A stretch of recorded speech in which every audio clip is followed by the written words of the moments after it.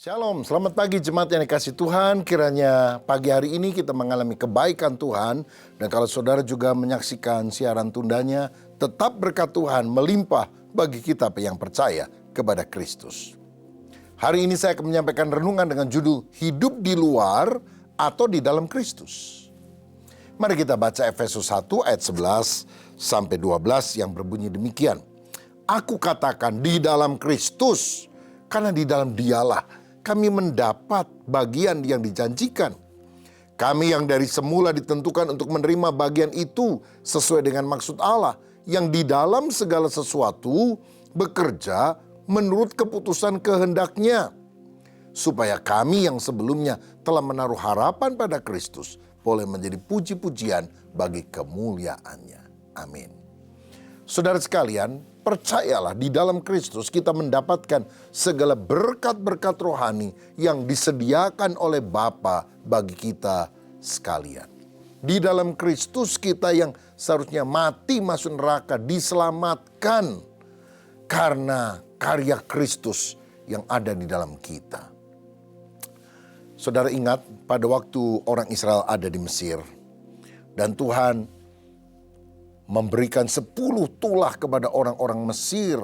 Dari air menjadi darah sampai anak sulung orang Mesir mati. Tuhan berfirman melalui Musa, malam ini malaikat maut akan lewat. Dan setiap rumah yang tidak ada tanda lambang darahnya di ambang pintu rumah mereka. Karena mereka harus mengorbankan anak domba, lalu darahnya itu diambil, disapukan pada tiang rumahnya. Kalau yang ada tanda darah, malaikat maut akan lewat. Pesah, Passover, melewati, nggak akan membunuh anak sulung. Tapi yang nggak ada tanda darah, maka anak sulung akan mati. Saudara-saudara, jadi semua orang Yahudi mengumpulkan anak-anaknya di dalam rumah. Dan waktu malaikat maut lewat, nggak ada satupun yang mati. Karena tanda darah ada pada palang pintu rumah mereka. Kira-kira kalau menurut saudara, di dalam rumah itu ada anak nakal nggak? Ada anak yang masih bandel nggak? Ada anak yang kadang-kadang nggak taat sama orang tua nggak? Ada kan? Tapi ada yang mati nggak? Nggak ada kan? Semuanya selamat. Kenapa? Karena kebaikan dia? Bukan. Karena mereka taat berada di dalam rumah. Saudara tahu, in Christ, di dalam Kristus, semua orang diselamatkan. Walaupun kadang-kadang masih ada orang yang sifatnya, karakternya belum terlalu baik, masih dalam proses pertumbuhan, masih jatuh bangun dan sebagainya. Selama dia sudah percaya kepada Yesus, dia diselamatkan. Dan di dalam Kristus itu dia terus diproses menjadi lebih dewasa, menjadi serupa seperti Kristus. Nah, begitu juga dengan kita. Kita selama percaya kepada Yesus, walaupun masih ada kekurangan kelemahan, kita diselamatkan. Tapi bukan berarti, kalau gitu sekali dalam Kristus, selamanya tetap selamat dong. Wah, udah enak-enakan dong kita.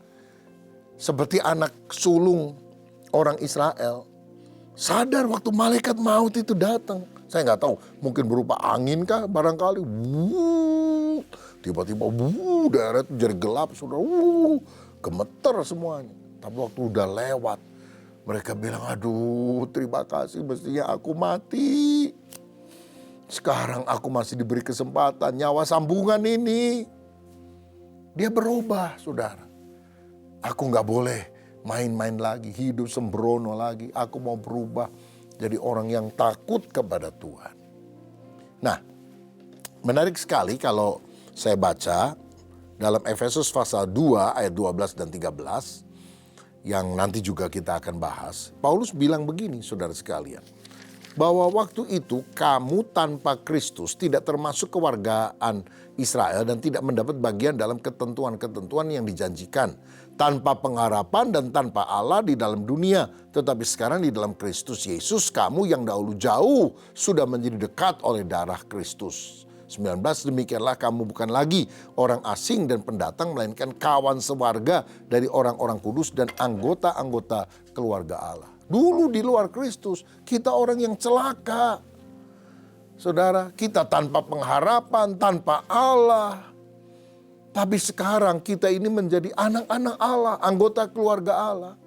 Coba saudara bayangkan, tanpa Kristus, di luar Kristus, roh kita binasa karena kita musuh Allah. Dan akhirnya kita akan mati selama-lamanya di dalam api neraka. Jiwa kita gelisah, kosong.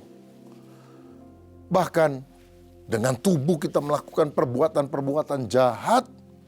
Bahkan kalau kita matinya bukan sekali dikubur, tapi mati 2 kali masuk ke dalam neraka. Tapi setelah kita percaya kepada Yesus, hidup kita dibaharui. Contoh ya, Saulus sebelum percaya kepada Allah yang benar di dalam nama Yesus. Waduh saudara, dia itu membunuhi orang-orang Kristen. Dia menganiaya, hatinya penuh dengan angkara murka, kebencian. Nah kalau dia mati masuk neraka tuh orang. Tapi kemudian dia bertobat, menjadi rasul, utusan Injil yang menanam jemaat-jemaat, menulis kitab-kitab perjanjian baru. Before and afternya kan sangat berbeda. Dulu di luar Kristus, bejat. Sekarang di dalam Kristus menjadi ciptaan baru yang luar biasa. Saudara-saudara, itulah yang kita harus alami dalam kehidupan ini. Before and after. Kalau dulu hidup kita sungguh-sungguh memalukan nama Tuhan. Kita mungkin jadi kepala keluarga yang kasar, sembrono, gak peduli sama istri, anak-anak. Sekarang kita harus menjadi orang tua yang bertanggung jawab, mengajak anak-anaknya berdoa di bawah kaki Tuhan. Nah selanjutnya dikatakan dalam Kristus kita mendapat bagian dalam janji Allah. Kalau saya baca di dalam Galatia pasal 3 ayat 13 dan 14, firman Tuhan juga berkata demikian. Galatia 3 ayat 13-14. Kristus telah menebus kita dari kutuk hukum Taurat dengan jalan menjadi kutuk karena kita. Sebab ada tertulis, terkutuklah orang yang digantung pada kayu salib. Yesus Kristus telah membuat ini supaya di dalam Dia berkat Abraham sampai kepada bangsa-bangsa lain. Sehingga oleh iman kita menerima roh yang telah dijanjikan itu. Saudara tahu, di dalam Kristus kita ini tidak lagi hidup di bawah kutuk. Tapi hidup di bawah berkat. Karena kutuknya sudah ditanggung oleh Yesus. Sedangkan berkatnya itu diberikan kepada kita. Engkau orang yang diberkati oleh Tuhan saudara. Jangan suka mengutuki diri. Aduh saya orang sial. Aduh berat banget nih masalah. Percaya bahwa Tuhan mengasihi saudara. Percaya engkau berharga di mata Allah. Percaya engkau orang yang diberkati oleh Tuhan. Apa berkat yang Tuhan janjikan kepada Abraham yang di dalam Kristus sampai juga kepada kita yang beriman kepadanya? Kejadian 12 ayat 3. Aku akan memberkati orang-orang yang memberkati engkau dan mengutuk orang-orang yang mengutuk engkau. Dan olehmu semua kaum di muka bumi akan mendapat berkat. Lihat saudara. Tuhan janji sama Abraham. Kamu akan jadi bangsa yang besar. Namamu akan masyhur. Aku memberkati orang yang memberkati kamu, mengutuk orang yang mengutuk kamu. Dan oleh karena kamu, semua bangsa di muka bumi akan jadi berkat. Artinya apa? Kita ini diberkati untuk jadi saluran berkat bagi orang lain. Ayat Efesus tadi berkata, supaya kami boleh menjadi puji-pujian bagi kemuliaan namanya. Artinya hidup kita jadi berkat bagi sesama, jadi kemuliaan bagi nama Tuhan Yesus Kristus. Itu yang kita harus alami dalam kehidupan ini. Saya ingat ada seorang pada abad keempat namanya Agustinus. Pinter, belajar ilmu filsafat Roma yang luar biasa. Tapi moralnya rendah.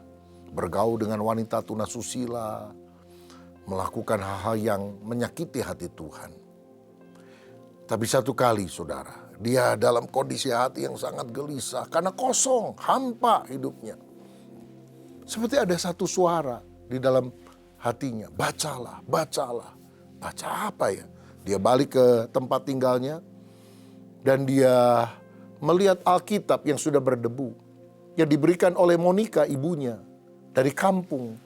Ketika dia mau belajar di kota, dia bilang, Agustinus, jangan lupa bacalah Alkitab ini. Dia gak pernah gubris perkataan ibunya.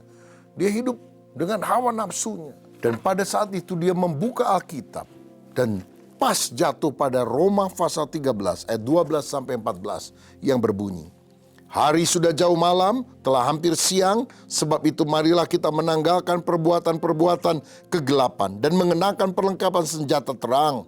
Marilah kita hidup dengan sopan, seperti pada siang hari. Jangan dalam pesta pora dan kemabukan, jangan dalam percabulan dan hawa nafsu, jangan dalam perselisihan dan iri hati, tetapi kenakanlah Tuhan Yesus Kristus sebagai perlengkapan senjata terang, dan janganlah merawat tubuhmu untuk memuaskan keinginannya. Dia sadar dirinya berdosa, dia hidup di dalam kegelapan. Dan dia bertobat, beriman, percaya kepada Yesus. Dia meninggalkan perbuatan dosa, perzinahan, semua hal yang sia-sia. Dan dia belajar Alkitab sungguh-sungguh. Akhirnya dia menjadi seorang teolog yang ternama, saudara. Yang hidupnya berkenan kepada Tuhan. Menulis banyak buku-buku yang mempengaruhi pemikiran para teolog sampai pada hari ini. Dia juga orang yang pernah berkata, "Ya Tuhan, Engkau telah menciptakan kami dengan hati yang selalu gelisah sampai kami berjumpa dengan Engkau." Saudara, di luar Kristus, kita najis, kita tidak ada arah, tapi dalam Kristus, hidup kita bermakna. Syukurilah kalau engkau sudah sungguh-sungguh percaya kepada Yesus, karena hidup dalam Kristus adalah hidup yang penuh dengan pengharapan. Mari kita berdoa. Bapa Surgawi, kami percaya di dalam Kristus ada jawaban doa. Dalam Kristus ada kemenangan. Apapun permohonan doa dari anak-anak-Mu, kalau kami berada dalam Kristus, ada keselamatan, ada mujizat, ada pertolongan, ada jawaban doa. Demi nama Yesus, kiranya berkat Allah Engkau alirkan dalam kehidupan kami, sehingga kami tidak mau lagi keluar daripada Kristus, murtad, tapi kami mau setia kepadamu sampai selama-lamanya. Berkat atas kami dalam nama Yesus. Amin.